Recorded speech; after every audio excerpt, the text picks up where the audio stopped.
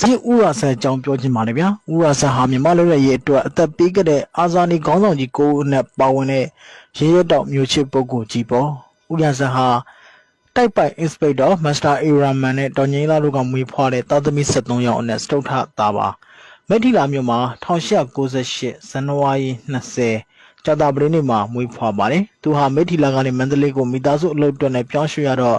့မန္တလေးမြို့ Wesleyan မိန်းကလေးကျောင်းမှာတငယ်တန်းကစတင်ကျောင်းတက်ပါတယ်စတုဒတ်နဲ့အောင်တော့ Wesleyan ယောက်ျားလေးကျောင်းကိုပြောင်းရွှေ့ရပါတယ်အထက်မှတန်းရောက်တော့အစာသင်ခန်းထဲမှာထူးချွန်တာကြောင့်ဆရာကြီးကတက္ကသိုလ်ဝန်ထမ်းကိုအတန်းကျော်တင်ပေးပါတယ်တက္ကသိုလ်ဝင်ဆောင်ရွက်ပွဲကိုကောင်းစွာဖြည့်ဆိုအောင်မြင်ခဲ့ပါတယ်ဥရဇက်ကိုသူမိဘတွေကရန်ကုန်မြို့ကောလိပ်သိပ္ပံကျောင်းကိုလွှတ်ပညာဆက်လက်သင်ကြားစေပါတယ်ဝိဇ္ဇာတန်းမှာအင်္ဂလိပ်စာဂုဏ်ထူးယူခဲ့တဲ့ကောလိပ်ကျောင်းပညာစီးပူးနေတော့အင်္ဂလိပ်စာစီစာကုန်းပြန်ရပထမရရှိတာကြောင့်ဘိုင်းများရွှေတစိကိုလည်းစုခုနိုင်ပါတယ်ဥရဇက်ဟာပညာဘက်မှာသာထူးချွန်တာမဟုတ်ပါဘူးတဲနဲ့ခရစ်ကက်လက်ဝဲဘောလုံးအဲ့ဒီအားကစားတွေမှာလည်းပြောင်းမြောက်လှသူပါ1920ပထမကျောင်းသားတွေအရေးတော်ဝန်ကြီးမှာတပိတ်မောက်ကျောင်းသားခေါင်းဆောင်ဖြစ်ပါဝင်ပါတယ်တပိတ်မောက်ကောင်စီမှတပိတ်မောက်ကျောင်းသားများပညာရေးမှာမနစ်နာစေဖို့မြန်မာနိုင်ငံလုံးရှိမြို့ကြီးတွေမှာမြို့သားကျောင်းတွေဖွင့်လှစ်ဖို့ဆုံးဖြတ်လိုက်တဲ့နောက်ဥရဇက်ဟာမန္တလေးမြို့ဗဟိုအမျိုးသားအထက်တန်းကျောင်းမှာအင်္ဂလိပ်ဘာသာနဲ့ပါဠိဘာသာပြအထက်တန်းပြဆရာဖြစ်1921မှာစတင်လုပ်ကိုင်ပါတယ်ဥရဇက်ဟာအမျိုးသားပညာရေးကောင်စီကကျင်းပတဲ့ BA ဆောင်ပွဲကိုဝင်ရောက်ဖြည့်ဆို့ရမှာလည်းအောင်မြင်ခဲ့ပါတယ်ဗဟိုအမျိုးသားကျောင်းမှာ1923ကစတင်ပြီးကျောင်းဆရာကြီးဖြစ်၎င်းကျောင်းအုပ်ဖြစ်၎င်းဆောင်ရွက်ပါတယ်ဥရဇက်ဟာအင်္ဂလိပ်စာရေးသားစာစီစာကုန်းကောင်းလို့အတနာခံစာတွေကိုလည်းတပားသူတွေရေးသားပေးလိရှိတာကြောင့်စေတနာဝန်ထမ်းလျှောက်လာစေလို့ခေါ်ပါတယ်တခါအိန္ဒိယနယူးတိုင်းမဂဇင်းကိုရှမ်းပြည်မှာအထူးကြော်ကြားတဲ့36ကောင်ထီကျောင်းကိုကျေးဆန်နေနိုင်ရုံနဲ့တကွအတိတ်ပေးပုံကတ်တဲ့အနီးဖော်ပြပြီးရင်ပေးပို့ခဲ့ရာပထမတန်းဆောင်းပါးစုတော်ရရှိခဲ့ပါတယ်ဆရာကြီးဟာအင်္ဂလိပ်စာသမကမြန်မာစာလည်းကျွမ်းကျင်လှသူပါမြန်မာနဲ့ပါဠိဘာသာရပ်တွေကျောင်းမှာသင်ကြားခဲ့ရခြင်းမဟုတ်ပဲကျောင်းပရက်တွေမှာမန္တလေးမြို့နန်းတော်ရှိတိုက်တော်ကျောင်းတိုင်းခင်မကန်ကျောင်းတိုင်းအတုမရှိကျောင်းတိုင်းတို့မှာလည်းတွားပြီးတော့လေ့လာသင်ယူခဲ့တာဖြစ်ပါတယ်အဲဒီကနေတက်ကျွမ်းလာတာပါ1938မှာမြန်မာနိုင်ငံတဝန်းလုံးကျောင်းသားတွေတပိတ်မှောက်ပါတယ်အဲဒီခါမန္တလေးမြို့ရှိဥရောပတိုက်သားပညာဝန်နဲ့အရေးပါနေဟာဆရာကြီးဥရဇက်အုပ်ချုပ်တဲ့အမျိုးသားကျောင်းရောက်လာပါတယ်အရာရှိကြီးတွေကကျောင်းသားကျောင်းသူတွေကို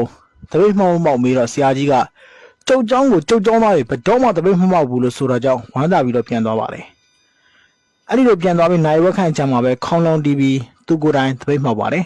်အဲ့ဒီမှာအရာရှိကြီးတို့ဦးဟာပြန်လာပြီးဆရာကြီးညတဲ့လိန်တယ်လို့ပြောတော့ဆရာကြီးဟာ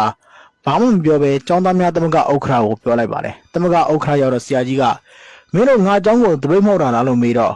ကျွန်တော်တို့ဆရာကြီးကိုဘယ်တော့မှတပိတ်မှောက်ပါဘူးခုတပိတ်မှောက်ခြင်းဟာပညာရေးစနစ်ကိုမှောက်ခြင်းဖြစ်တယ်လို့ဖြေပါတယ်အရာရှိတို့လည်းသဘောပေါက်ပြီးတော့လက်လျှော့ပြန်သွားပါတယ်ဥရဇက်ဟာဖခင်ရဲ့အစ္စလမ်ယူဝါဒကိုလက်ခံပြီးမိခင်ရဲ့ဗုဒ္ဓယူဝါဒကိုလည်းမပြစ်ပယ်ပါဘူးအများအားဖြင့်ဆရာကြီးဟာဗုဒ္ဓယူဝါဒီယဟန်ရှင်လူတွေနဲ့ခင်မင်ရင်းနှီးပေါင်းသင်ပါတယ်ဒါကြောင့်ဗုဒ္ဓဝါဒကိုအထူးလေးစားတဲ့မန္တလေးမြို့ကဲ့သို့မြို့ကြီးတစ်မြို့ရှိအမျိုးသားထက်တန်းကျောင်းမှာကျောင်းအုပ်ဖြစ်လာခြင်းပါသူဟာကျောင်းအုပ်ဖြစ်အမှုထမ်းသောကျောင်းသားတွေရဲ့ကိုယ်လက်ကျမ်းမာရေးအတွက်ကွန်းစင်းချိန်မှာကွန်းမစင်းသူတွေနဲ့နန်းတိုင်းဖျားရှိခိုးခြင်းဖျားမရှိခိုးတဲ့ကျောင်းသားတွေကိုကြိမ်လုံးနဲ့ကြက်မှတ်လေးရှိပါတယ်ဆရာကြီးဟာဂုံကြီးတူသူတွေအထက်တန်းကျောင်းသူတွေနဲ့ဆက်ဆံရမှာမျက်နှာထားတိတွေနဲ့ဆက်ဆံလေးရှိပေမဲ့တပည့်တွေနဲ့ဆက်ဆံရမှာတော့အမြဲလိုလိုစစ်လက်ကြီးကိုခဲပြီးပြုံးပြုံးကလေးဆက်ဆံလေးရှိပါတယ်ဒါကြောင့်ကျောင်းသားကျောင်းသူတွေကဆရာကြီးကိုအမြဲချစ်ကြောက်ယူသေးပါတယ